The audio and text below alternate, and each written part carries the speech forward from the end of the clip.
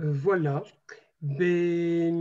Bonsoir à tous. Merci d'être là si nombreux sur notre Zoom et sur notre retransmission en retransmission donc Facebook.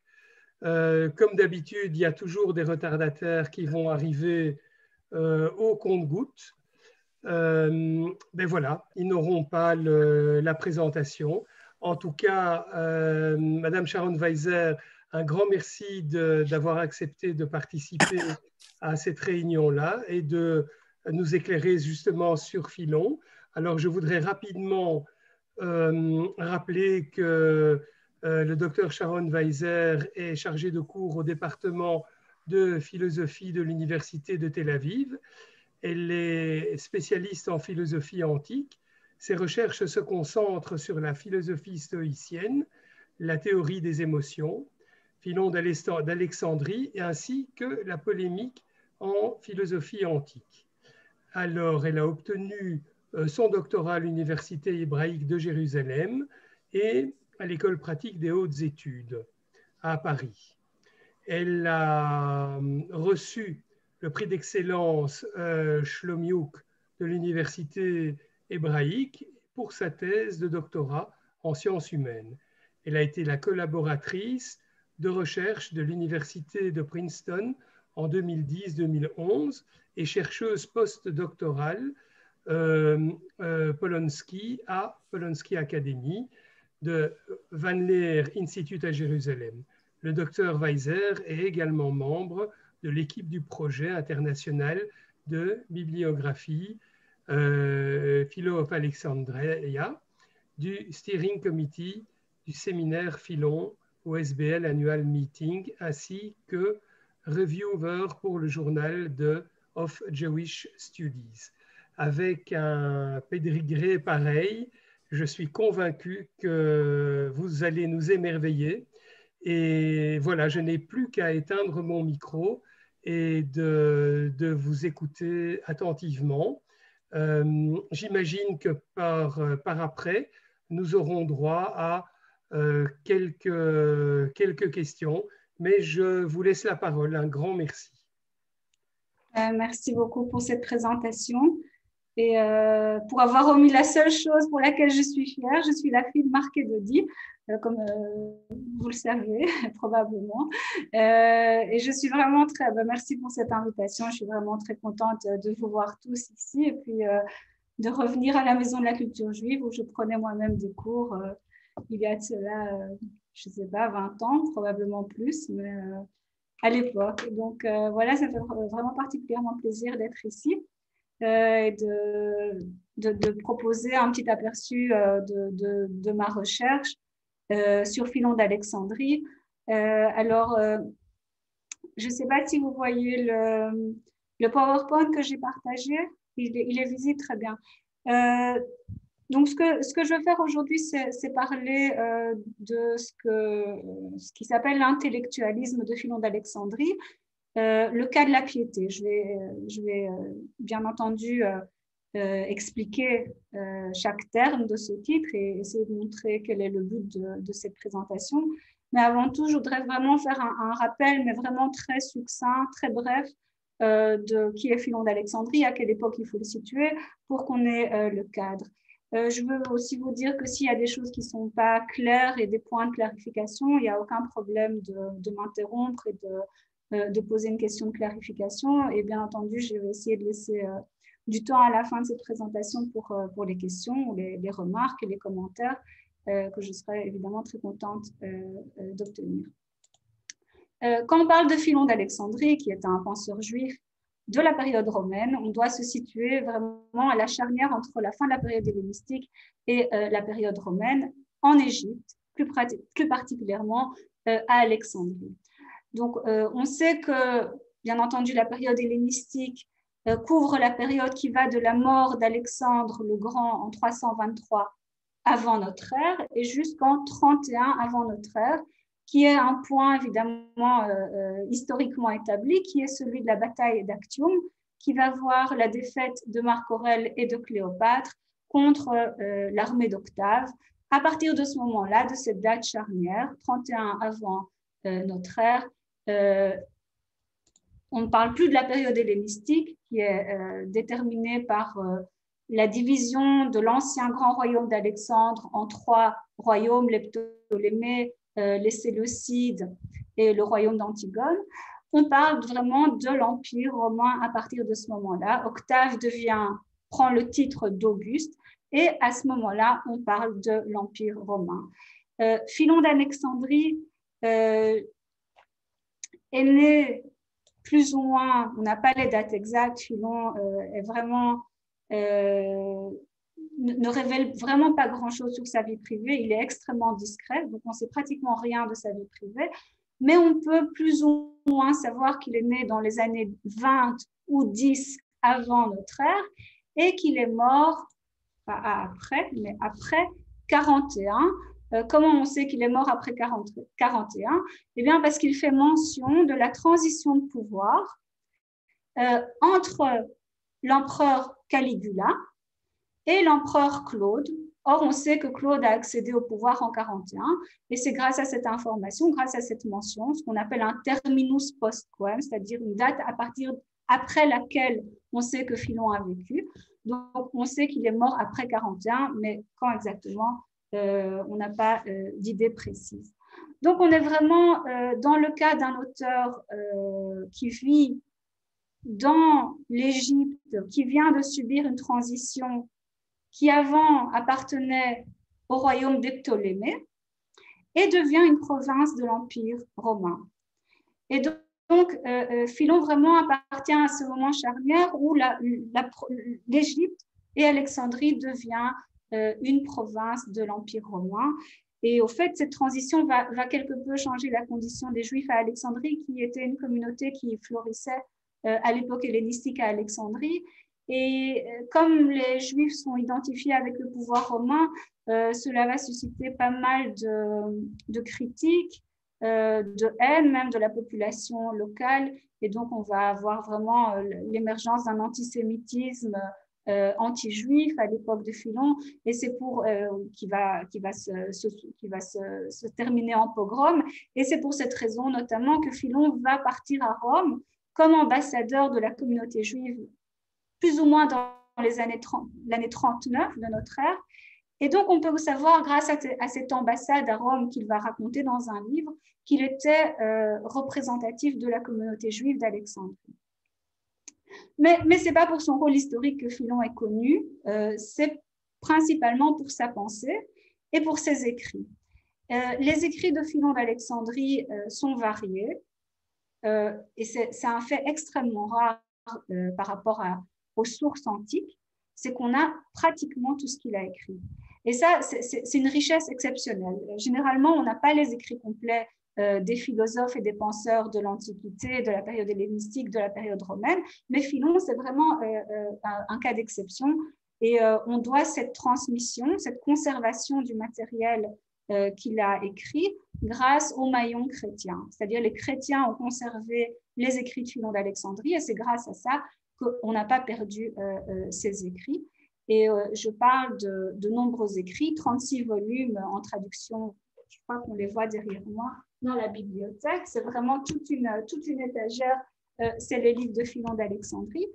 Et principalement, ce qu'il va faire, c'est qu'il va commenter les textes de la Torah, principalement les premiers livres de la Torah, qui vont susciter chez lui une interprétation allégorique. C'est-à-dire les différents événements qui sont narrés dans le récit biblique sont investis d'une signification morale, psychologique ou en philosophie naturelle, c'est-à-dire il va investir le texte biblique d'un sens qui est différent, sans pour autant renoncer au sens littéral. C'est-à-dire Philon d'Alexandrie lit la Torah en grec dans la traduction des Septante, la Septuaginta, qui est la traduction grecque de la Torah. Philon d'Alexandrie parle le grec, il pense en grec, il lit la Torah en grec et il va commenter en grec, donc ses écrits sont conservés en grec ancien, le texte biblique de la Torah. dans la recherche, généralement, c'est vraiment le sujet central qui va m'intéresser. Je sais que j'ai donné une présentation extrêmement succincte, extrêmement brève de Philon d'Alexandrie, mais c'est juste pour donner le cadre historique et pour parler de ses écrits. Et pour venir à mon point principal qui concerne la présentation courante dans la recherche actuellement chez tous les philoniens, c'est-à-dire chez les chercheurs qui s'occupent de Philon. En général, on présente Philon comme opérant une combinaison, un mélange entre d'une part la philosophie grecque et d'autre part entre le judaïsme, la foi juive, la religion juive. C'est pas très clair, on donne des termes différents. Et ce que moi j'essaie de montrer dans mes recherches sur Philon, c'est qu'il est vraiment grand temps d'abandonner ce présupposé dans la recherche. Et il y a plusieurs problèmes avec ce présupposé dans la recherche. C'est que, c'est un présupposé qui est anachronique. C'est-à-dire, on suppose, quand on parle de combinaison, de mélange entre deux entités, on suppose qu'on a deux entités qui sont fixes, qui sont établies, qui sont cristallisées. C'est-à-dire, on aurait d'un côté la philosophie grecque, quelque chose de très clair, très défini, et de l'autre côté, on aurait une pensée juive qui aurait donc des contours des contours établis, fixes, cristallisés, et il suffirait de prendre les deux ingrédients, de mélanger, paf, et on obtiendrait par magie la pensée de Philon. Or, on a beau chercher dans les sources qui nous restent de la pensée juive de l'époque hellénistique, de l'époque romaine, on a beau chercher, on ne trouve rien qui ressemble à ce que Philon est en train de faire. C'est-à-dire, on n'a pas cet ingrédient déterminé. C'est pas comme un gâteau, on prend de la farine et un œuf et on mélange les deux et puis on obtient quelque chose de nouveau. On n'a pas cet œuf, on n'a pas la pensée juive, on n'a pas d'identité claire de ce que serait la pensée juive. C'est une idée un petit peu chimérique qu'on pourrait soudainement allier à la philosophie grecque et on obtiendrait la pensée de Philon. Donc, cette idée va souvent de pair avec l'idée que Philon, finalement, il va utiliser la philosophie grecque au service de sa foi, ou au service de l'écriture, ou au service de la pensée juive. C'est-à-dire, il va habiller sous des couverts de philosophie grecque des idées qui sont centralement juive. C'est comme si on avait le postulat dans la recherche, c'est qu'on a une sorte de noyau dur de pensée juive que Philon va faire véhiculer par le biais, par l'outil de la philosophie grecque. Or, ce présupposé, cette présentation courante, mais vraiment extrêmement, extrêmement courante dans la recherche sur Philon, doit être abandonnée. Il est vraiment temps d'abandonner ce présupposé parce qu'elle présente une idée fausse de ce qu'est la pensée de Philon, de ce qu'était le judaïsme à l'époque de Philon, et surtout elle part d'un mauvais présupposé, d'un postulat qui n'est pas clair. Qu'est-ce que ça veut dire? C'est-à-dire, on trouve souvent dans la recherche, un philonien peut nous dire Philon adopte telle ou telle prémisse ou adopte telle ou telle idée parce qu'il est juif. Or, un argument ethnique n'est jamais un bon argument quand on veut analyser l'argumentation d'un texte. Qu'est-ce que ça veut dire? C'est parce qu'il est juif qu'il adopte ce présupposé. Et je pense qu'il y a vraiment une méthode qui est beaucoup plus prometteuse dans la recherche de Philon et qui passe par l'abandon de ce postulat. Et ce que je veux faire dans cette présentation, c'est montrer que dans un cas particulier, évidemment pas dans toute la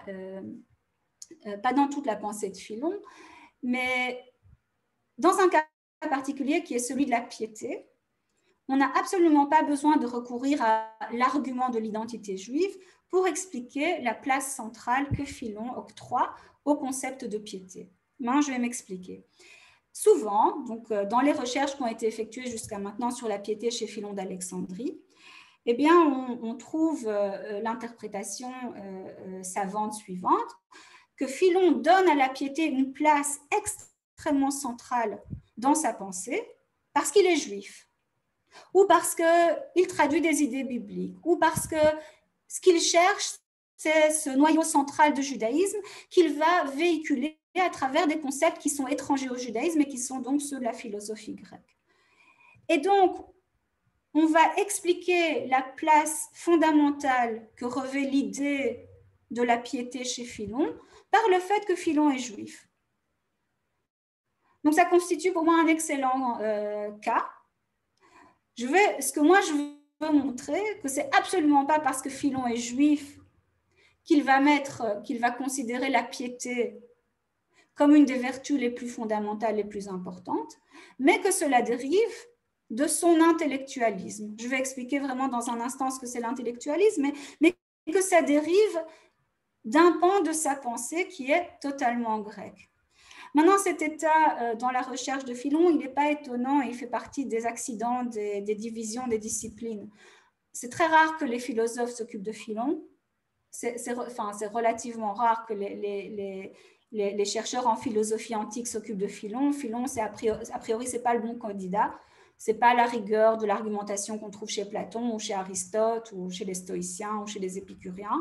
Donc, il y a vraiment une certaine méfiance à l'égard de ce texte que les philosophes ne savent pas comment apprécier ni comment approcher. Et d'un autre côté, les philoniens appartiennent à des domaines qui sont les sciences des religions, le Nouveau Testament, la Bible, les études chrétiennes, la théologie, et donc n'ont pas toujours ce réflexe de saisir exactement les ressorts philosophiques de sa pensée. Est-ce que c'est clair plus ou moins l'intention de ce que je veux faire aujourd'hui? Est-ce que c'est clair jusqu'à maintenant? Est-ce qu'il y a des questions de clarification? Ok, s'il n'y a pas de questions, alors je continue. Donc, contrairement aux savants qui soumettent l'hypothèse que c'est parce que Philon est juif ou parce que Philon cherche une expérience sans médiation de Dieu, que Philon accorde à la piété une place centrale, je voudrais montrer que la place centrale accordée à la vertu de la piété découle de l'intellectualisme de Philon. Maintenant, évidemment, je dois expliquer les termes de ma thèse, de ce que je vais essayer de défendre. La piété, les vertus, le bonheur et l'intellectualisme. Et là, quand on utilise ces termes, on plonge au cœur de la philosophie grecque, vraiment pris dans son sens large. La piété, qu'on traduit, qui en grec c'est eusebia, osiotes, ça n'a aucune importance, fait partie des vertus que l'on trouve dans tout le corpus philosophique grec et romain. Et vertu, c'est un terme qui n'est pas...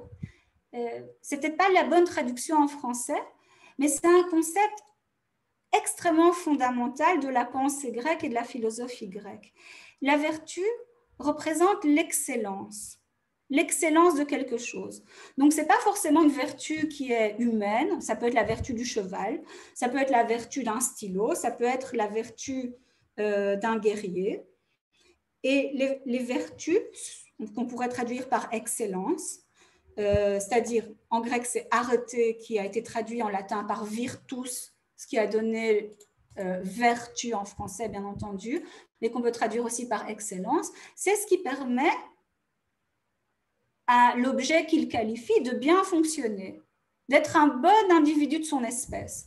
C'est-à-dire un couteau qui a une bonne lame, c'est un couteau qui est vertueux dans ce sens-là. Il a les qualités requises pour bien couper. Et donc, évidemment, l'individu dans la société a également des vertus qui font qu'il est un bon citoyen. Et on retrouve toujours une liste de vertus classiques, qu'il s'agisse du corpus philosophique ou qu'il s'agisse du corpus non philosophique.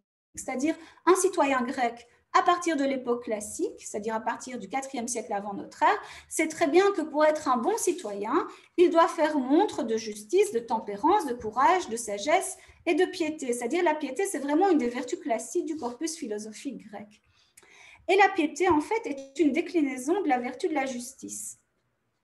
C'est-à-dire, si je voulais tracer le tableau suivant, la justice consiste à donner ce qui est approprié à telle ou telle personne. Si ces personnes sont humaines, c'est la justice envers les hommes et cette première catégorie s'appelle aussi justice. Maintenant, si je donne, ou si c'est-à-dire si je donne des sacrifices, des prières, ou je m'adresse de façon appropriée, selon le mérite, au Dieu, alors cette vertu est la piété. Mais c'est toujours une déclinaison particulière de la vertu de la justice. C'est accorder ce qui est approprié selon le rang et la personne. Et donc, elle peut se décliner pour les hommes et elle peut se décliner pour les dieux. Un autre point qui est très important, et Philon donc quand Philon parle des vertus, il n'y a aucun problème, il est tout à fait dans la lignée de la culture grecque, de la philosophie grecque et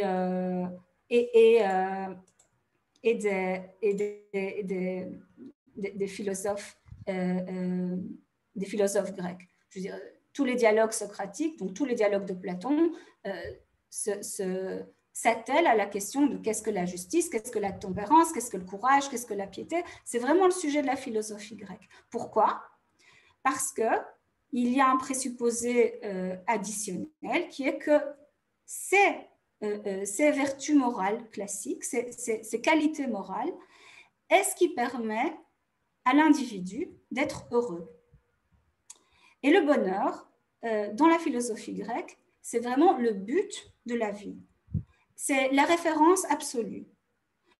Maintenant, quand on dit bonheur aujourd'hui, on a l'impression que quand on utilise le mot bonheur, qui est en grec le terme eudaimonia, on a l'impression que c'est un terme subjectif, qu'il s'agit d'un sentiment, être heureux. Moi, je sais que je suis heureux, quelqu'un d'autre sait sur lui-même qu'il est heureux. Ce n'est pas du tout ça en philosophie grecque. Le bonheur en philosophie grecque, c'est un état objectif, universel. C'est la réussite de la vie. Qu'est-ce que ça veut dire, c'est un état objectif universel? Ça veut dire que si moi je sais ce que c'est le bonheur et que quelqu'un d'autre mène une vie complètement délabrée mais me dit qu'il est heureux, je peux lui dire non, tu te trompes, tu n'es pas heureux. Peut-être tu penses que tu es heureux, mais c'est une faute cognitive. Donc, on a vraiment un lien fondamental entre d'une part l'acquisition des vertus et la réussite de la vie ou en d'autres termes l'atteinte du bonheur qui est le but ultime des philosophies grecques. Et Philon ne déroge pas à la règle. Le système de Philon est eudémoniste, c'est-à-dire qu'il va mettre le bonheur en son centre. Ce qu'on veut atteindre dans notre vie, c'est le bonheur. Sharon ? Oui. Excuse-moi, je ne sais pas si tu montres ton diaporama. Oui, je montre et je fais des signes et je souligne. Parce que ça ne se voit pas à l'écran. On est toujours sur la page titre, je ne sais pas pourquoi. Ah, mince. Je vais faire... Ah, ok. Ah, mais oui, alors ça, c'est vraiment très embêtant. Je vais faire stop share et je vais de nouveau faire share. Je vais essayer. Ça a marché avec mes élèves tout à l'heure. En cours, on avait ce problème aussi. Est-ce que maintenant, on est sur... La piété et les vertus. La piété et les vertus. Donc, oui. Donc, toutes les cartes et tout ça, ce n'est pas apparu à l'écran. Non. Mais je suis désolée, ça devait être incompréhensible du coup, ma présentation. Bon, alors, c'était très clair, mais vous avez tout, mais ce n'est pas passé.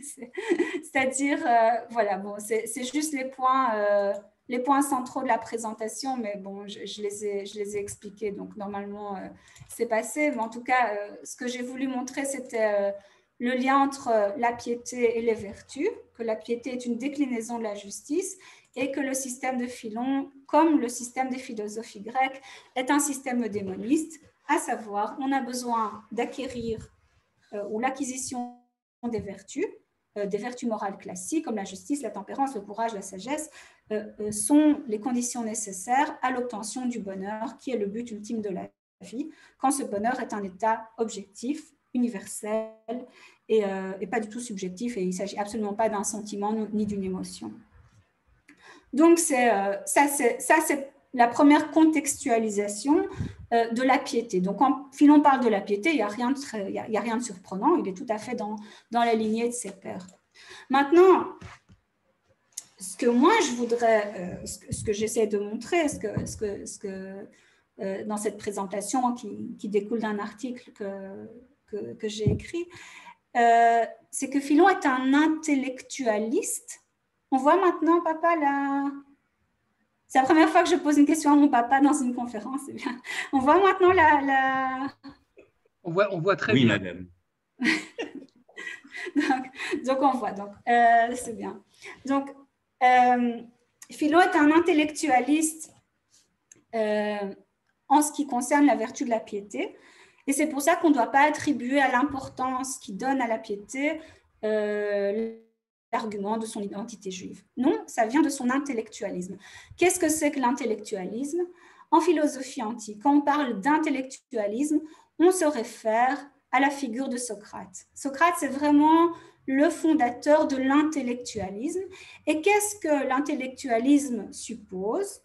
Il suppose que la vertu est égale à la connaissance. Ou plus précisément, que la connaissance d'une vertu suffit pour créer la disposition vertueuse correspondante. En d'autres termes, qu'est-ce que ça veut dire? Ça veut dire que si Ron sait ce qu'est le courage, alors Ron est courageux. Que si Ron sait ce qu'est la piété, alors Ron est pieux, et on peut décliner ça à l'infini selon les différentes vertus. C'est-à-dire que la connaissance est la condition suffisante, peut-être pas nécessaire, mais en tout cas suffisante, pour obtenir la disposition vertueuse correspondante. En d'autres termes, la vertu est un savoir. On ne peut pas être un homme bon, un homme qui possède les vertus, si on ne sait pas ce que sont les vertus, si on ne sait pas ce que sont ces valeurs morales. On pourrait traduire vertu maintenant. Aujourd'hui, on parlerait de valeurs morales. C'est-à-dire quelqu'un qui se conduit bien par hasard n'est pas quelqu'un de vertueux selon cette théorie. Mais une fois qu'on sait ce que c'est, on ne peut pas faire autrement. Il n'y a pas de faiblesse de l'âme dans cette théorie. On ne peut pas faire autrement que d'agir de façon vertueuse. En d'autres termes, un fumeur qui saurait que fumer est mal n'allumerait jamais une cigarette, selon cette théorie. C'est vraiment l'idée que la connaissance ne peut être vaincue par rien d'autre. C'est une idée qui est finalement assez logique et assez puissante. Et ce que je voudrais essayer de montrer, dans le peu de temps finalement qui m'est imparti, c'est que Philon est intellectualiste par rapport à la piété, et que c'est cela, cette position, qui va expliquer le fait que Philon va donner à la piété une place centrale. Donc, si Philon est un intellectualiste par rapport à la piété, ça veut dire qu'il considère que la piété est une connaissance. Ce que je vais montrer dans cette présentation, c'est qu'en effet, Philon considère la piété comme une connaissance, mais une connaissance de quoi? Une connaissance de Dieu. La piété, ce serait la connaissance de Dieu. Mais qu'est-ce que ça veut dire, la connaissance de Dieu? Philon ne va jamais dire qu'on peut connaître ce qu'est Dieu.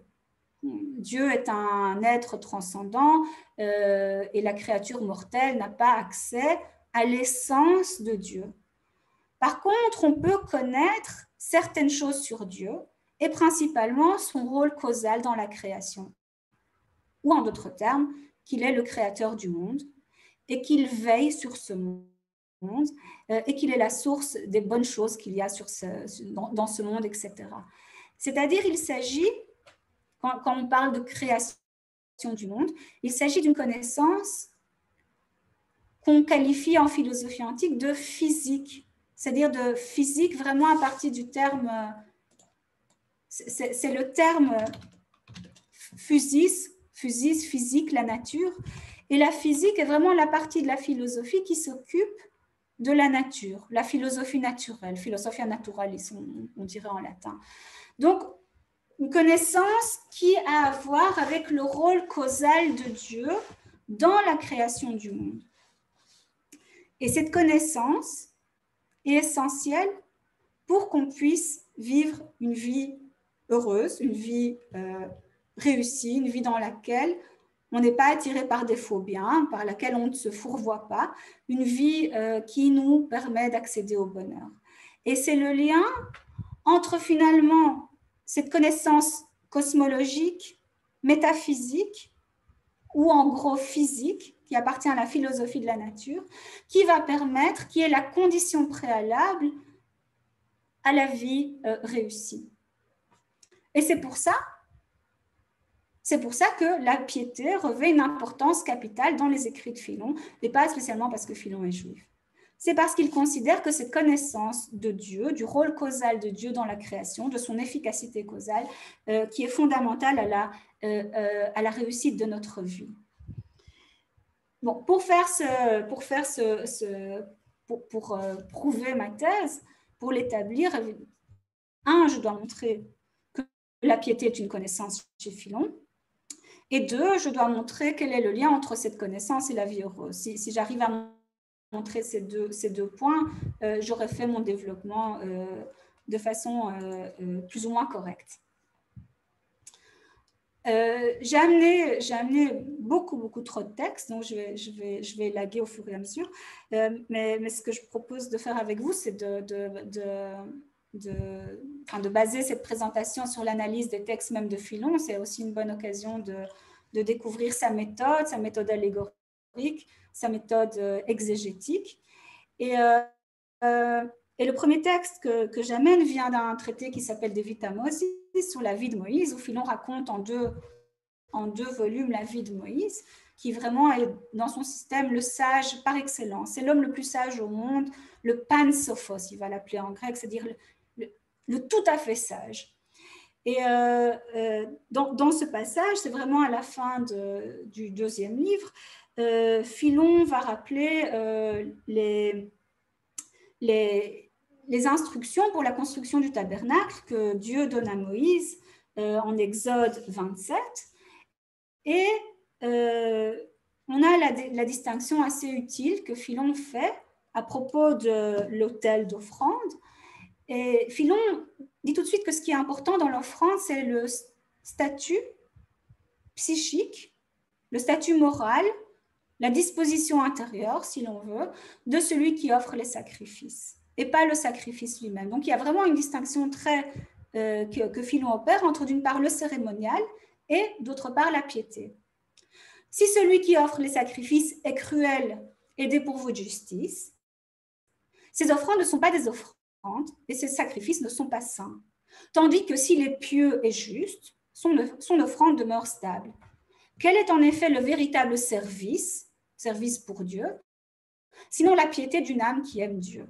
Donc, on voit bien dans ce texte une distinction entre le fait que l'offrande en elle-même n'est pas satisfaisante. La piété, il ne s'agit pas d'un respect scrupuleux du culte, mais bien d'une disposition intérieure de celui qui fait l'offrande, de celui qui fait le sacrifice. Donc, son sacrifice compte seulement s'il a la disposition intérieure de la piété et de la justice. On voit bien les deux vertus qui sont collées ensemble. La piété et la justice, c'est vraiment les deux volets d'une même vertu. Même chose, on trouve dans un autre traité de Philon, Quod Deterius, une critique de l'attitude extérieure de piété qui confond la piété et le cérémonial. Et qu'on fasse tant qu'on voudra, asperger et purifier, en souillant son esprit quand on lave son corps, que si on a trop d'argent, on fonde un temple grâce à des donations et à des dépenses magnifiques, qu'on offre des hécatombes et qu'on ne cesse d'immoler des bœufs, qu'on orne le sanctuaire de riches offrandes, en employant pour cela une surabondance de matières précieuses et en ayant recours à des techniques qui valent plus que tout l'or et l'argent du monde, on n'en sera pas compté pour autant au nombre des hommes vraiment pieux. Donc, tout le décorum extérieur ne compte pas pour la piété, car celui qui agit de la sorte, c'est lui aussi écarté de la voie de la piété, en prenant le cérémonial pour la piété, en offrant des présents à celui qui est inaccessible à la flatterie et qui préfère un culte authentique. Or, un culte authentique, c'est celui d'une âme qui apporte comme pure et unique offrande la vérité. D'ailleurs, on verra souvent que dans ce contexte de la piété, le domaine de la piété est tout à fait lié au domaine de la vérité, comme le domaine de l'impiété est lié au domaine du mensonge et de l'erreur. Donc, on voit ici que la piété n'est pas considérée par des actions extérieures, mais comme une attitude intérieure. Je ne veux pas utiliser le mot spirituel, mais on pourrait pratiquement l'utiliser. Bon, c'est bien sympathique, mais c'est ce qu'on trouve également dans le corpus philosophique grec. Vraiment rien de nouveau sous le soleil. Depuis le 5e siècle avant notre ère, si on prend les textes des auteurs présocratiques, Xénophane, si on prend Platon, on peut prendre, et même Épicure, qui a une critique des dieux, tous ces auteurs philosophiques grecs vont définir la piété comme avoir une conception qui est juste de Dieu. Donc cette distinction entre, d'une part, les actions qui sont extérieures et qui ne comptent pas pour la piété et la disposition intérieure est une distinction qu'on trouve de façon courante à partir du 5e siècle avant notre ère dans le corpus philosophique grec et qui va irriguer, à partir du corpus philosophique grec, les conceptions même chez les tragiques grecs, chez Euripide par exemple. C'est-à-dire qu'on va vraiment avoir une intellectualisation de la piété et on la retrouve chez Philon aussi. Donc, jusque-là, rien de nouveau sous le soleil. Le texte, peut-être, qui montre avec le plus de netteté que Philon considère la piété comme une sorte de connaissance, est un texte qui apparaît au sein de l'exégèse du terme pleine. Et souvent, Philon travaille par terminologie, c'est-à-dire il y a un mot qui va arrêter son attention, ça va lui évoquer un autre passage de la Torah où ce mot est contenu, de la Torah qu'il lit évidemment en grec, et donc il va vraiment passer par différents versets en essayant d'expliquer le sens du terme pleine. Et vraiment, le début de son exégèse, c'est l'histoire de Caïn et Abel, et Caïn qui invite Abel dans la plaine pour le tuer. Et ça va évoquer à Philon un autre verset biblique qui parle de l'errance de Joseph dans la plaine. Et Joseph erre dans la plaine, il a été envoyé par son père Jacob pour vérifier l'état de ses frères et l'état de ses moutons. Et Philon s'offusque tout de suite, il dit on ne peut pas imaginer que ce texte doit être pris à la lettre, parce que ce n'est pas logique. Ce n'est pas logique, il y a Jacob, qui est riche, qui possède de nombreux esclaves et des biens en abondance, envoie son fils pour une mission civile. Donc on doit... Comme il y a quelque chose qui n'est pas tout à fait logique dans le texte biblique, c'est le signe qu'on doit interpréter ce texte de façon allégorique. Et donc, on voit finalement, on arrive à travers ce contresens que Philon, ce manque de logique interne que Philon trouve dans le récit biblique, on voit une mission pédagogique. Au fait, ce n'est pas que vraiment Jacob envoie Joseph pour s'enquérir de la situation de ses frères, c'est une allégorie pour montrer que Joseph a besoin de changer d'état d'esprit. C'est pas important les conditions, c'est-à-dire Joseph, l'erreur qu'il fait, c'est qu'il considère 3 sortes de biens comme des biens, et il faut qu'il fasse un certain passage pour corriger cette vision. Et on voit bien qu'il n'a pas réussi à se corriger parce qu'on le trouve errant dans la plaine. Alors, ce n'est pas plaine, enfin, en français, il erre dans les champs, dans la traduction, en hébreu, Bassadeh, mais Philon lit en grec, et en grec, c'est la plaine, et c'est vraiment le mot qui correspond au verset sur Caïn et Abel. Le contexte n'est pas très, très important, mais ce qui nous intéresse, c'est le passage, c'est l'interprétation que Philon va donner du fait que Joseph est dans la plaine. Et il va dire la chose suivante. Ce qui montre que ce qui a une valeur, ce n'est pas l'effort lui-même, mais l'effort accompli avec art. S'il convient en effet de ne pas faire de musique sans musique, de grammaire sans grammaire, ou en un mot de ne pratiquer aucun art sans art, ou avec un art mauvais, s'il faut au contraire pratiquer chaque art selon cet art, il convient de même de ne pas poursuivre la sagesse avec malhonnêteté, la tempérance avec mesquinerie, le courage avec témérité, la piété avec superstition, ou toute autre connaissance en accord avec les vertus sans la connaissance. C'est peut-être exprimé de façon très alambiquée, mais Philon dit une idée tout à fait simple, très claire.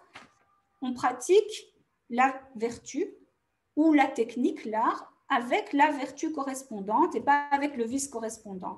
Il faut être juste avec justice, il faut être bon avec bonté. C'est l'idée toute simple.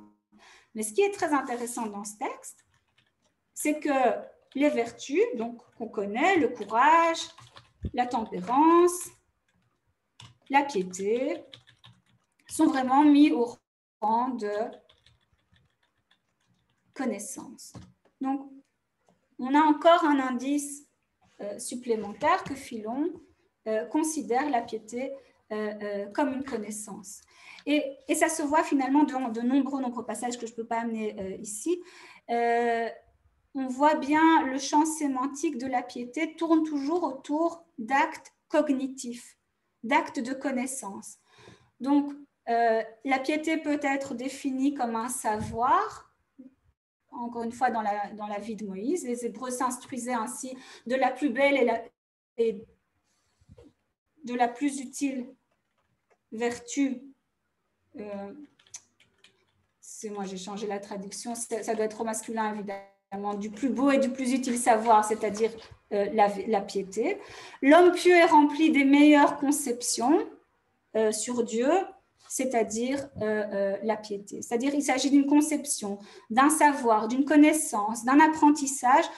Tout ce champ sémantique cerne le vocabulaire qui se réfère à la piété. Et c'est encore plus évident quand on se tourne vers le vice opposé à la piété, qui est l'impiété, et qui décrit des erreurs concernant la divinité. Alors là, on a vraiment un spectre très large d'erreurs concernant la divinité. Ça peut concerner des erreurs qui concernent l'existence de Dieu, comme ne pas accepter l'existence de Dieu, des erreurs qui peuvent concerner les attributs divins ou concerner le rôle de Dieu dans la création du monde, la relation de Dieu avec ce qu'il a créé. Et ces erreurs dans le corpus de Philon sont toujours symbolisées, grâce à la méthode allégorique, par des personnages bibliques. Caïn, Pharaon, Laban, les Chaldéens. Tous ces personnages représentent aux yeux de Philon des impiétés différentes et ces impiétés constituent des erreurs concernant Dieu et principalement son rôle causal.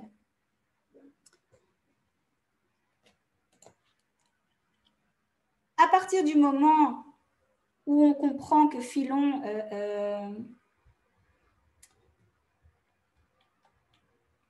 j'ai encore combien de temps juste pour évaluer Très franchement, oui. Vous avez tout le temps que vous voulez parce que c'est tout à fait extraordinaire. Voilà. L'erreur à ne pas commettre. Oui. Je sais, mais je pense que tous ici, nous sommes enchantés. Donc, nous allons tous tenir le coup, il n'y a aucun souci. Et je pense que nous avons plein de questions. Mais je vais quand même pas, je vais pas prendre 2 heures, je promets, je vais essayer je vais passer certains textes, on va pas, j'ai encore, c'est encore un petit peu long, mais comme ça, c'est bon, j'évalue plus ou moins. Aucun souci. Parfait, merci. C'est pas comme mes élèves. Donc, dans un premier temps, on montre que la piété constitue une connaissance et maintenant, il faut essayer de comprendre quel type de connaissance par rapport à Dieu. Qu'est-ce qu'on peut savoir sur Dieu? Et là, Philon est assez intéressant, comme je l'ai dit.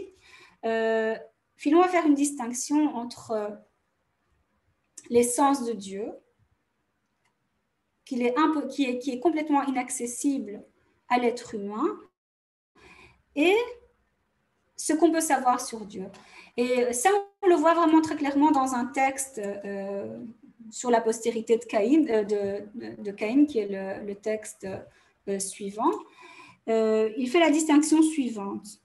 Basé sur l'exégèse, ça c'est le signe que c'est la Septante, que ce n'est pas le Tanakh qu'on a l'habitude de lire, sur le Deutéronome, sur le texte du Deutéronome de la Septante, de la traduction grecque de la Bible. Et il va baser ça sur l'exégèse où Dieu dit dans le Cantique de Moïse, donc dans les chapitres 32 du Deutéronome, voyez que je suis. Ce n'est pas tout à fait la même chose en hébreu, mais en grec, c'est voyez que je suis. Et Philon va interpréter ce verset de la manière suivante. Il est dit de la bouche même de Dieu, voyez que je suis. Ce n'est pas au sens propre que l'on dit que l'être, c'est-à-dire Dieu, est visible. Dans le cas présent, il n'y a absolument pas moyen que Dieu, dans son acte d'être, soit conçu par un être du devenir.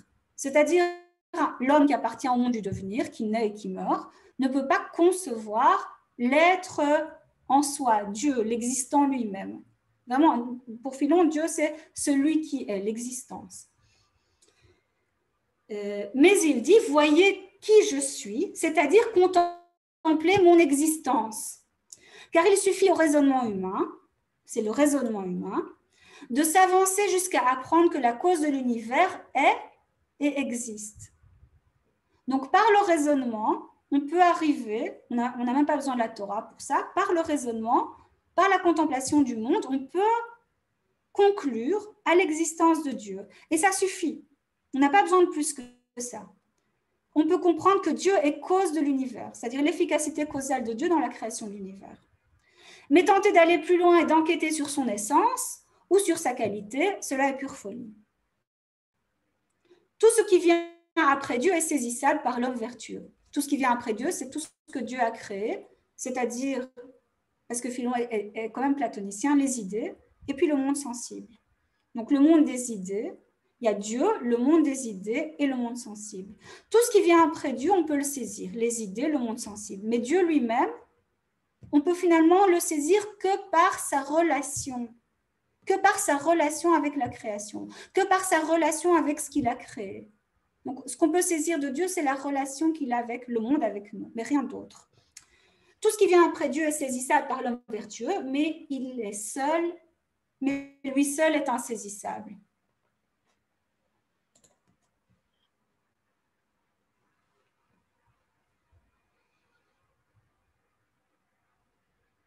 Dans un autre texte, Philon va lier explicitement cette compréhension de la causalité divine à la piété et au bonheur. Et ça, c'est vraiment à la fin d'un traité qui est fondamental dans l'écriture de Philon, qui s'appelle De Opificio Mundi, c'est de la création du monde, qui est un traité qui va imiter un des traités les plus importants de Platon, qui s'appelle le Timée de Platon. Et Philon va s'inspirer du Timée de Platon pour expliquer à partir de la Genèse, la genèse du monde et donc la genèse des hommes également. Et Philon nous dit la chose suivante: celui qui a appris ces choses non par l'ouïe mais bien par l'intellect, que Dieu est et existe, et que celui qui est vraiment est un, donc Dieu est un, et qu'il a créé le monde. Encore une fois, on voit le rôle causal de Dieu dans la création du monde. Il l'a fait unique, comme on l'a dit, et qu'il a fait le monde semblable à lui par l'unicité, et exerce toujours sa providence sur ce qu'il a créé. Celui-là, donc celui qui a compris le rôle causal de Dieu et que le monde est unique et la création de Dieu, celui-là vivra une vie heureuse et de bonheur, empreinte de piété et de sainteté. Cette compréhension du rôle causal du monde, de Dieu dans la création du monde et du fait que Dieu veille sur sa création permet à l'homme de vivre une vie heureuse. Maintenant, la question, c'est pourquoi? Je vais passer sur Abraham. Pourquoi le fait de comprendre pourquoi cette donnée cosmologique, métaphysique, physique, c'est-à-dire comprendre la causalité divine dans la création du monde, est finalement la clé du bonheur pour Philon d'Alexandrie? Pourquoi la piété, qui est la connaissance de Dieu, pas dans son essence, mais dans la relation à la création, constitue la base, la condition des autres vertus, c'est-à-dire constitue la condition du bonheur? Alors, il n'y a pas de réponse très courte à cette question, mais la façon la plus brève de donner la réponse philonienne, c'est de dire que finalement, quand on comprend la causalité divine, on comprend l'organisation des réalités. On comprend l'organisation du monde, on comprend, si je voulais m'exprimer un peu de façon différente, la charge ontologique des différentes réalités qui nous entourent. C'est-à-dire, on comprend que ce qui est vraiment, ce qui est réellement, c'est Dieu, auquel on n'a pas tout à fait accès, et ce monde-ci n'est finalement que une création du monde. On comprend que ce monde-ci ne peut être l'objet ni de dévotion, ni de déification. On corrige toutes les erreurs qui concernent le statut et la valeur des choses et des objets qui nous entourent. Si on estime Dieu comme il faut, si on honore Dieu comme il faut, c'est-à-dire si on comprend son rôle causal dans la création du monde, on ne peut pas estimer les honneurs, les richesses, les biens extérieurs, les biens corporels plus que Dieu. Et ça, c'est ce qui va constituer pour Philon la clé du bonheur. C'est-à-dire le fait qu'on puisse vivre une vie organisée selon les principes de la justice, de la sagesse, de la tempérance, du courage. C'est-à-dire on sait ce qui est vraiment bien et c'est ce qui est pas vraiment le bien.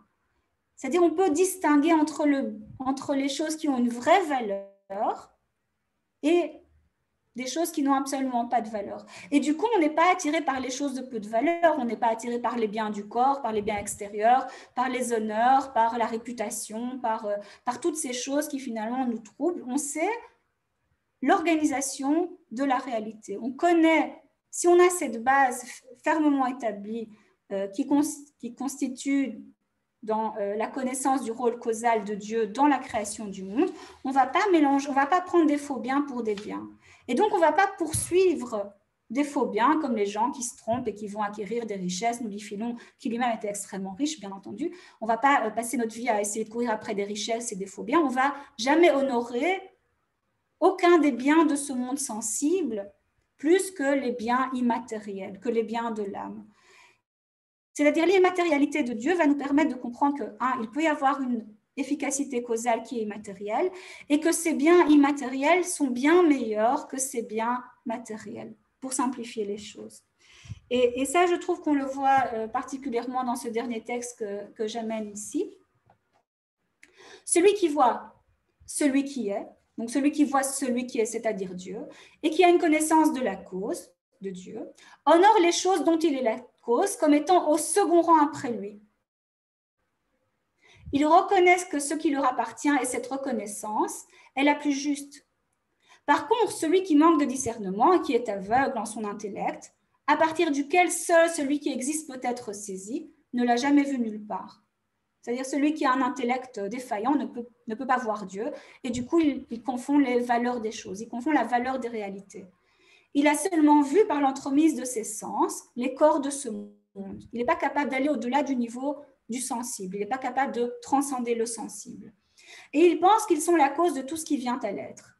C'est pourquoi il commence par modeler des dieux et par remplir la terre habitée de statues et d'images et accomplit l'opposé de ce qui était attendu. À la place de la piété, l'impiété. En effet, le polythéisme produit l'impiété dans l'âme de l'insensé et ceux qui sanctifient les choses mortelles réduisent à rien l'honneur de Dieu.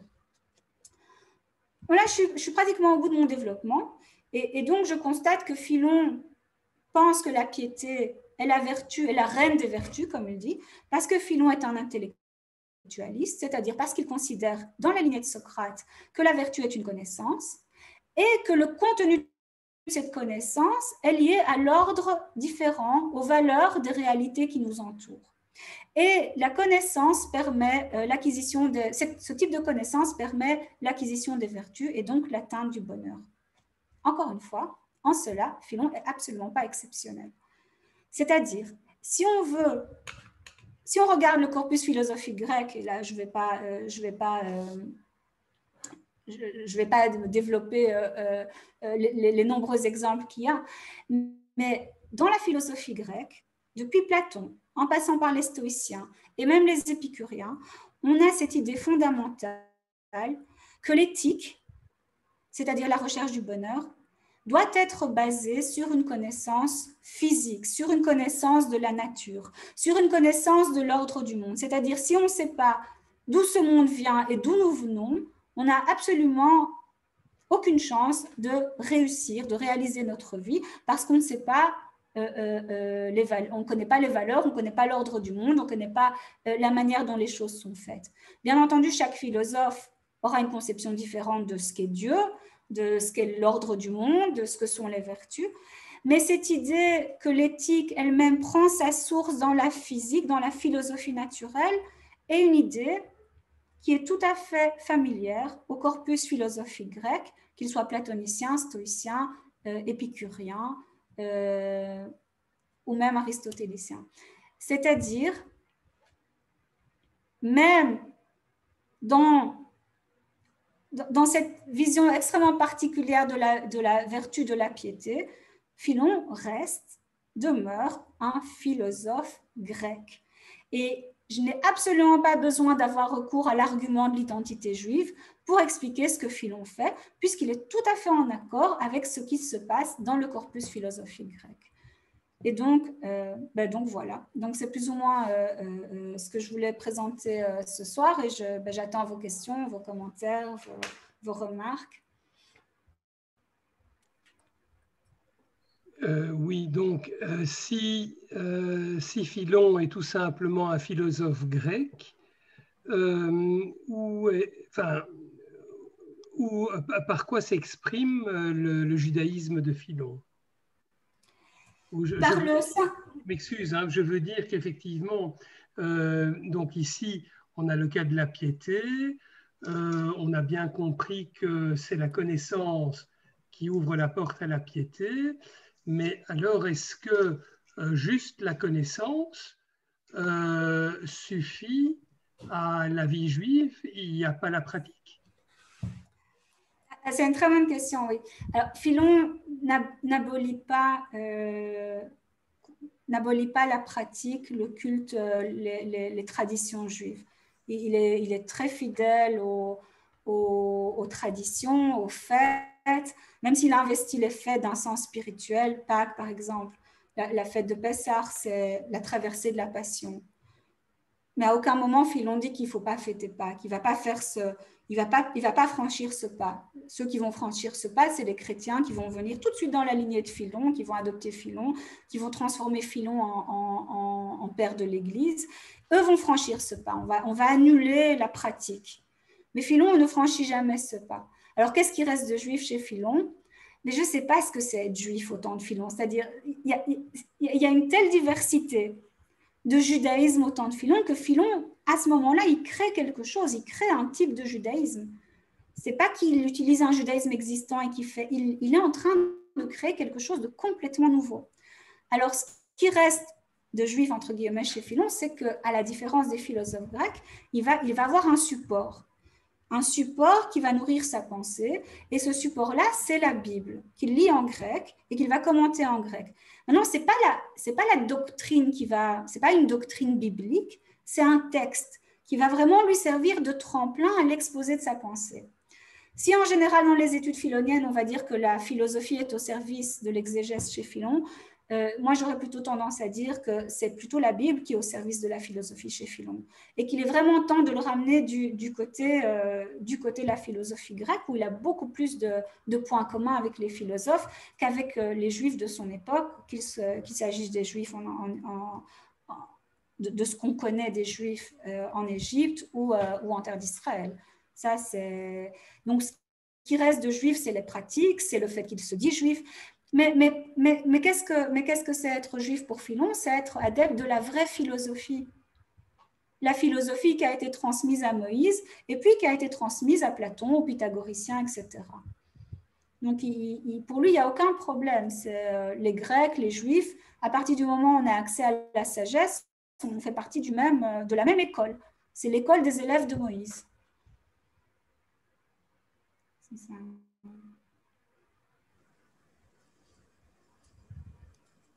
Merci. Ouais. Voilà, je peux poser une question si on entend. Oui. Voilà, bonjour Sharon et merci pour ce très bel exposé. C'est sympa de te voir comme ça. Bonjour Edouard, ça fait plaisir de te voir. Oui, tout à fait. Alors merci parce que c'est effectivement, tu mets le doigt sur vraiment une caractéristique de Philon qui est d'être en fait entre deux mondes et on ne sait pas où placer.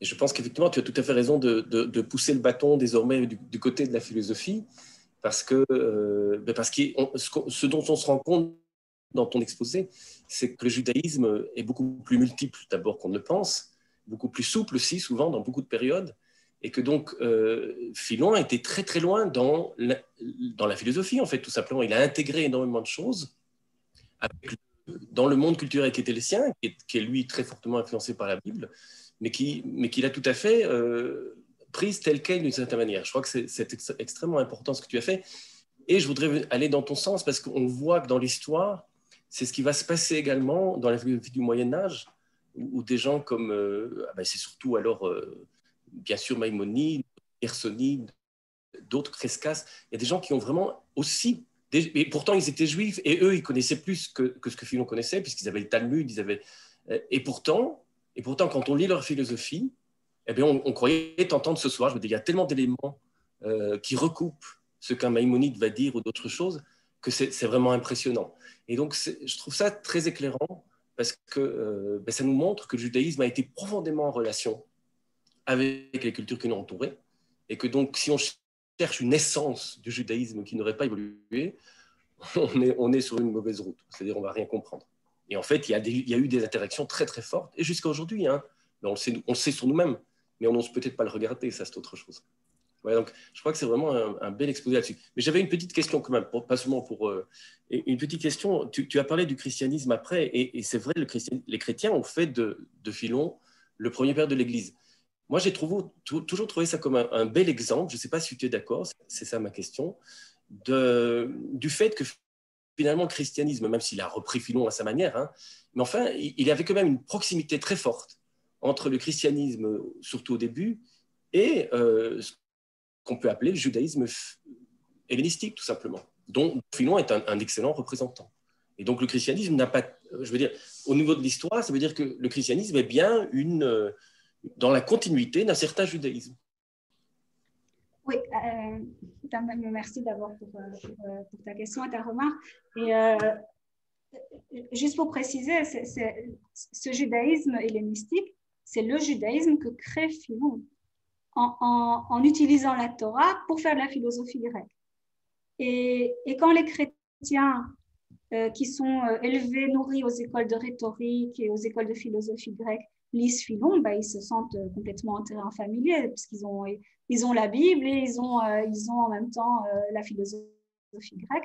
Et donc, le judaïsme de Philon d'Alexandrie, je ne sais pas si tout le judaïsme alexandrin, parce qu'il n'y a pas vraiment d'autres exemples qui correspondent à Philon.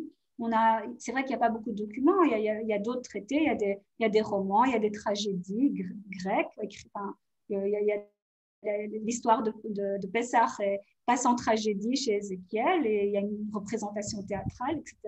Mais il n'y a rien qui ressemble à Philon. Peut-être à part quelques petits fragments d'Aristobule, mais ça n'a rien, dans aucune commune mesure avec ce que fait Philon. Philon, c'est vraiment l'exception.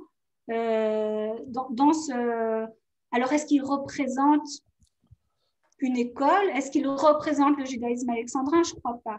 Je crois qu'il fait vraiment que lui ou son école, le groupe de personnes qui lui est associé, fait vraiment quelque chose d'exceptionnel qui va vraiment trouver une oreille familière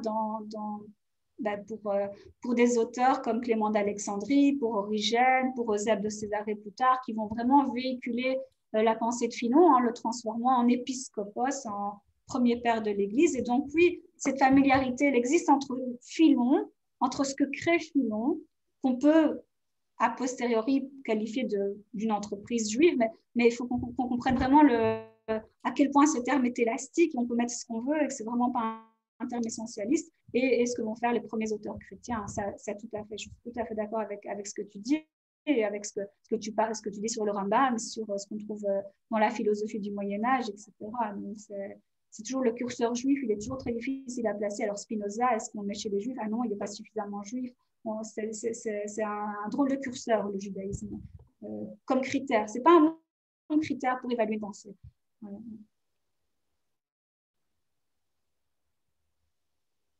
André, oui. Oui, il y a quelque chose dans ce que tu as raconté qui me fait penser un petit peu à ce qui s'est passé en Europe centrale avec les Ashkénazes. Est-ce que le fait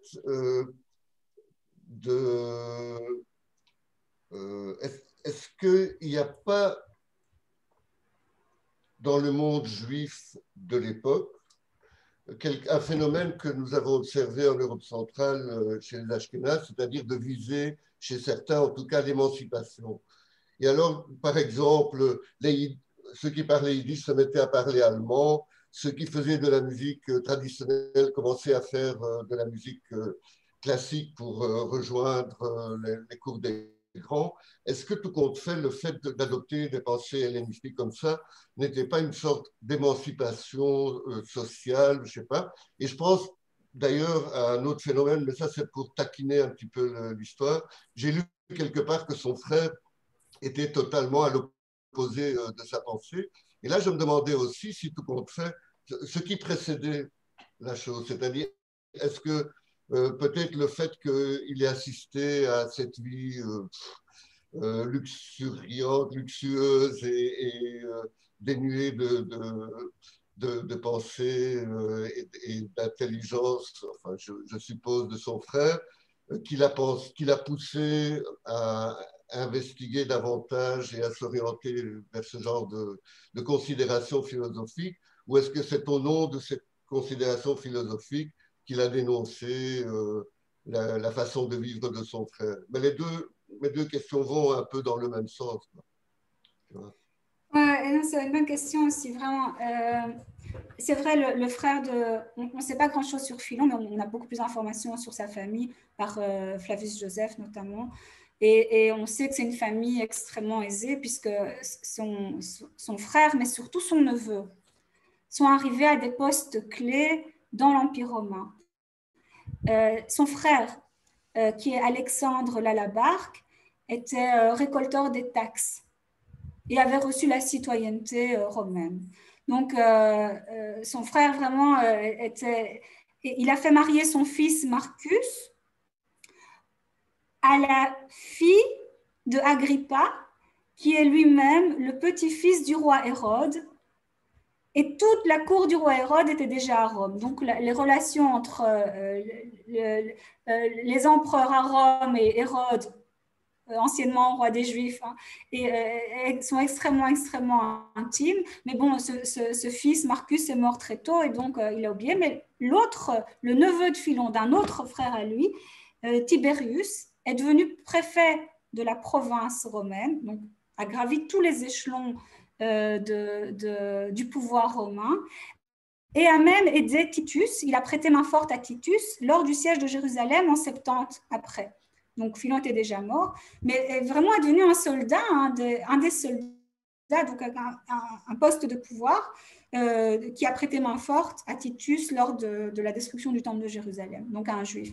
Maintenant, je ne pense pas qu'on peut, justement, quand on parle d'émancipation, alors on dit il y a une culture juive, et puis on essaie de faire comme les autres. Mais Philon ne voit pas cette dichotomie. Pour lui, elle n'existe pas. Pour lui, il lègue le judaïsme et la sagesse grecque. Il y a vraiment une équivalence. On pense la même chose. Le judaïsme se lit, se prie en grec. Et dans le sillage de ce terme grec, c'est vraiment tout ce qu'une culture peut impliquer. C'est la langue, c'est la pensée qui va derrière. Et il ne voit vraiment aucune dichotomie entre les sages grecs et les sages juifs. Pour lui, c'est exactement la même chose. La seule dichotomie qu'il voit, elle n'est pas ethnique, elle est temporelle. Plus on se rapproche de la révélation, plus on est proche de la sagesse. Donc Pythagore, des sages très anciens, Moïse avant tout bien sûr, mais les sages anciens, Pythagore, Héraclite, qui font partie des philosophes anti-grecs, ceux-là sont aussi proches de la révélation, ils sont proches de la sagesse et donc ils sont plus proches de la vérité. Nous, par contre, aujourd'hui, dirait Philon, ça va dans tous les sens. Et c'est vrai que, mais la critique des biens extérieurs et des biens corporels et des biens des honneurs, des richesses, est aussi un trait extrêmement courant du discours moraliste grec, philosophique, et il est toujours, et encore une fois, l'histoire est répercutée par les élites. Les philosophes grecs étaient des élites qui vivaient dans des conditions qui étaient bonnes et ils n'avaient aucun problème à critiquer les richesses. Mais ce n'est pas un ascétisme, il n'y a pas du tout d'ascétisme. C'est ne pas accorder de valeur aux richesses. C'est ce que va dire Sénèque. Sénèque, c'est un philosophe stoïcien. C'est un des personnages les plus riches de l'Empire romain au 1er siècle de notre ère. Et on le critique à cette époque. Comment tu peux être philosophe stoïcien et en même temps être vraiment un milliardaire? Et il dit, mais j'accorde aucune importance à la richesse. Accorder aucune importance, c'est ni la considérer comme un bien, ni la considérer comme un mal. Donc, il n'y a aucun problème. Il n'y a aucun problème à voyager en première classe quand on est philosophe stoïcien, tant qu'on ne pense pas que voyager en deuxième classe, c'est quelque chose de mal. Donc, c'est la logique derrière tout ça. Je pense que Gershon a une question. Oui, merci Luc et merci pour cette présentation vraiment éblouissante. Dans la suite des personnages, des auteurs que M. Robrecht a évoqués, c'est-à-dire Hasdai Crescas, Rambam et Gersonide, est-ce que l'on sait si ces auteurs ont eu accès au texte de Philon et ce qu'ils en ont pensé, et si pas, que pensez-vous qu'ils en auraient pensé? C'est aussi une bonne question, difficile. Philon a été complètement oublié il semble, que Philon n'apparaît pas sous la plume des auteurs juifs jusqu'à Azaria de Rossi au XVIe siècle. Et Azaria de Rossi a une relation un peu ambivalente par rapport à Philon. Mais il n'y a aucune indication que Rambam que Maïmonide ait connu Philon, que Philon a une quelconque influence. Parfois, on a voulu penser à une influence entre Philon et les débuts de la Kabbalah, mais c'est-à-dire le fait qu'il y ait des thèmes communs, c'est pas suffisant pour montrer un lien d'influence. Donc, qu'est-ce que Maïmonide aurait pensé de Philon? Je pense qu'il l'aurait trouvé un peu long et un peu alambiqué dans ses expressions, comme nous. Mais je pense que, enfin, je ne sais pas trop comment répondre à cette question, mais il se serait sans doute senti en terrain familier. Parce qu'on a l'impression quand même qu'il y a là deux rationalismes qui se ressemblent pas mal. Ils se ressemblent pas mal, sauf que l'un est très platonicien, Philon, et que l'autre est beaucoup plus aristotélicien, parce que l'un a accès pour des questions contingentes, vraiment, un a accès au corpus platonicien, Philon, et l'autre a accès au corpus aristotélicien traduit en arabe. Il n'a pas accès au corpus. Platon n'est pas vraiment traduit en arabe, et donc Maïmonide a plutôt accès à la philosophie d'Aristote, et donc c'est pas, il va pas concevoir un monde platonicien comme Philon, qui est composé d'un démiurge qui construit un monde sur un modèle intelligible. À partir d'un modèle intelligible, on a plus quelque chose qui est plus familier à la philosophie d'Aristote. Mais c'est vrai qu'on est vraiment dans un système où la rationalité, entre guillemets, prime. Ça c'est clairement évident. C'est tout à fait juste, oui. Merci beaucoup. Philippe, je vois que... Fascinant exposé, merci beaucoup de la part de Catherine, Simone et Michel. Je m'excuse, j'arrive pas, je ne sais pas si je suis la seule, mais j'entends pas. Tu m'entends pas? Ah non, si, ça marche. Est-ce que tu m'entends maintenant? Oui. Donc je répète, fascinant exposé, merci beaucoup. Merci. Également, merci et salutations de la part de Catherine, Simone et Michel, voilà, qui te voient. Alors, moi, j'avais une question qui approche peut-être le personnage de Philon sous un autre angle, et ses contemporains sous un autre angle, celui en fait du prosélytisme juif de l'époque, qui apparemment était assez important tant que le deuxième temple était en place dans tout le bassin méditerranéen. Je dirais, est-ce que ça faisait partie de ton étude de Philon, le prosélytisme? Merci. Oui, c'est une très excellente question aussi, merci beaucoup. Tu as tout à fait raison, hein, 1000%, c'est vraiment un phénomène qui est connu, qui est étudié, qui est reconnu, c'est-à-dire le prosélytisme juif, c'est-à-dire accepté au sein de la communauté juive, attiré au sein de la communauté juive des non-juifs à la base. Et il y a eu beaucoup d'essais de division du corpus philonien. Le corpus philonien se divise en traités, l'allégorie des lois et l'exposition des lois, notamment. Et on a essayé d'identifier ces traités en fonction du public visé.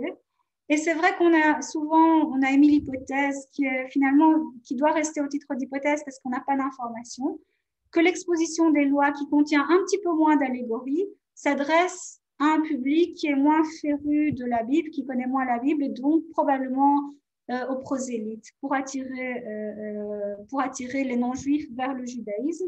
Et une autre partie du corpus s'adresserait plus à la communauté juive et aurait été créée dans le cadre synagogal de l'exégèse qui se faisait Shabbat à la synagogue.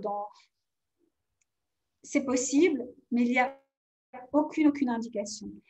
Mais c'est tout à fait vrai que Philon s'adresse probablement également à ce public de prosélytes et que ça a dû certainement probablement marquer aussi son écriture, mais je ne pense pas que c'est ce qui le motive fondamentalement. C'est pas ce qui va modeler sa pensée. Le fait qu'il puisse s'adresser à l'un ou à l'autre public ne change pas fondamentalement.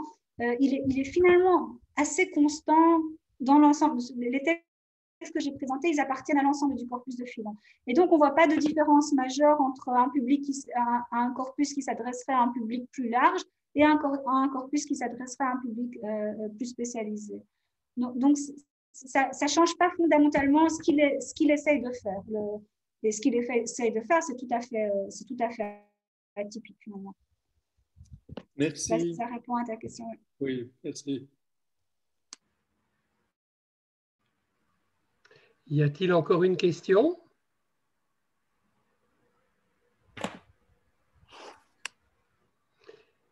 Voilà. Oui, éventuellement. Ah, pardon. Voilà, une toute dernière question. Allez-y. Une toute dernière question. Non, je vous laisse parce que moi, j'ai déjà pris la parole. Oui, en fait, moi, je voulais savoir quelles étaient les relations entre Alexandrie et le judaïsme alexandrin et Jérusalem à l'époque. Est-ce qu'il y avait des influences l'un sur l'autre? C'est une bonne question. C'est une question difficile. Il y a beaucoup de chercheurs qui ont essayé de montrer qu'on voyait des traces de Philon. Bon, qu'est-ce qu'on a à l'époque de Philon? C'est l'époque de la Mishnah. Il n'y a pas vraiment de texte. Encore une fois, ce n'est pas parce qu'on a des thèmes communs qu'on a une influence directe. Ce n'est pas parce que je peins en bleu que je suis Kandinsky. Enfin, c'est vraiment... Il n'y a pas de choses qui sont suffisamment précises pour qu'on puisse établir avec une précision un lien. On n'a pas la méthode allégorique comme fait Philon, bon, ça ne se retrouve pas. Le texte, probablement, qui pourrait éventuellement porter la trace la plus palpable de Philon, c'est Genesis Rabbah, qui est un texte bien plus tardif. Et Rabbi Oshaya semble peut-être avoir une interprétation qui est proche de celle de Philon. J'ai jamais trouvé... Et on n'a jamais trouvé les parallèles qu'on a essayé, mais vraiment, ils ont vraiment essayé, les spécialistes du Talmud, de la Mishnah et des textes rabbiniques, on n'a jamais vraiment trouvé quelque chose de très convaincant. Donc, pas d'influence. Même si Philon est parti à Jérusalem. Hein. Philon il a été à Rome, il a été à Jérusalem, comme tout bon citoyen qui se respecte, il a voyagé. Mais on ne voit pas de traces d'influence de sa pensée, de pensée réciproque de l'un sur l'autre. Donc,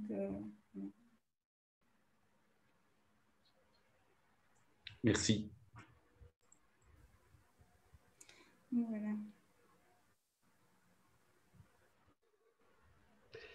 Je dois dire que c'était une soirée éblouissante. Sharon, encore un grand merci de la part de tous les auditeurs, de la part de la Maison de la Culture Juive aussi. Voilà, c'était tout simplement extraordinaire. Voilà, je vous adresse encore tous mes remerciements. Merci à vous surtout et à tous les auditeurs. C'est vraiment très, très gentil d'être venus. Ça me fait vraiment plaisir de vous voir tous. Mais je pense qu'une conférence de ce type-là mérite au minimum une centaine de personnes. Voilà, donc je suis un petit peu gêné que nous n'étions que 23 ici ensemble C'est énorme. et une quinzaine sur Facebook. Évidemment, il y a pas mal d'auditeurs qui viennent par la suite puisque c'est diffusé. Voilà, donc je réitère tous les remerciements de la Maison de la Culture Juive. Voilà, une très bonne continuation. Merci Et voilà, je voudrais inviter tous les auditeurs ce soir à consulter le programme de la Maison de la Culture Juive. C'est très facile sur Internet, c'est maisondelaculturejuive.be avec un site renouvelé et de plus en plus d'activités. Et voilà, et alors une petite parenthèse, voilà, un petit save the date. La fête des musiques juives aura lieu, la fête des musiques juives aura lieu donc le 21 juin, le dimanche 21 juin, mais cette année-ci, Covid oblige, ce sera de manière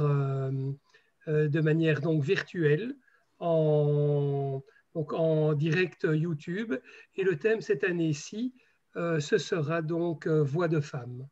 Donc la conférence d'aujourd'hui est presque un début de cette musique. Sharon Weiser, encore un grand merci. Et je vous souhaite à vous tous. Merci Sharon. Shalom, shalom. Merci à vous Sharon. pour l'excellente question. Au revoir. Merci, au revoir, Sharon. Merci beaucoup. Au revoir. Merci d'être venu. C'est trop gentil. Au revoir Sharon, au revoir. Au revoir. Bonne soirée. Au revoir tout le monde, toute la famille. Au revoir tout le monde.